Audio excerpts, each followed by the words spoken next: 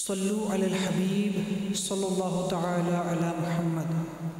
Dawat Islam's publisher Maktabatul Madina's published booklet Bible Horse Rider says on page number 7 with reference of Durr Mukhtar, if the performer of sacrifice makes someone else slaughter the animal and places his own hand as well on the knife at the time of sacrifice, so that they both jointly slaughter the animal, reciting Bismillah is wajib for both of them in this case.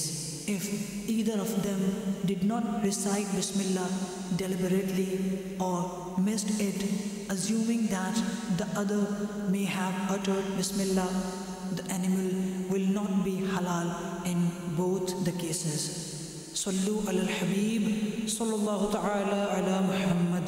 Sallu अलल हबीब सल्लल्लाहु तआला अला मुहम्मद। मुझे अपनी और सारी दुनिया के लोगों की इस्लाह की कोशिश करनी है इंशाअल्लाह।